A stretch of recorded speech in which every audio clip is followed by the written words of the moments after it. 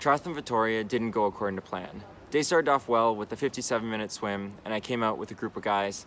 Then heading out onto the bike, I knew that I was gonna have to use perceived effort and heart rate because my power meter had stopped working the day before.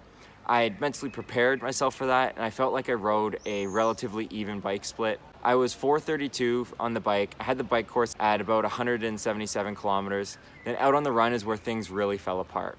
I knew I was gonna be in trouble when we rolled through the first aid station on the bike at about 5K, and I saw the water bottles that they had. So I know that they used smaller water bottles here that are only about 500 mils.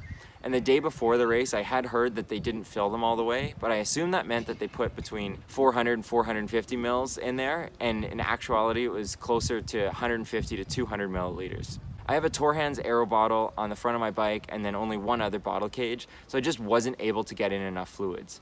Usually, I don't feel thirsty on the bike, and I was really thirsty when I was out there riding. So when I started the run, I knew that I was gonna be in trouble. When I got to the first aid station just past a kilometer, I tried to get in as much fluid as I could, and I started to come to life halfway through the first lap. Then on the second lap, my head was really pounding, and I could tell that I was really dehydrated. And then by the time the third lap rolled around, I was alternating between a slow trot and walking.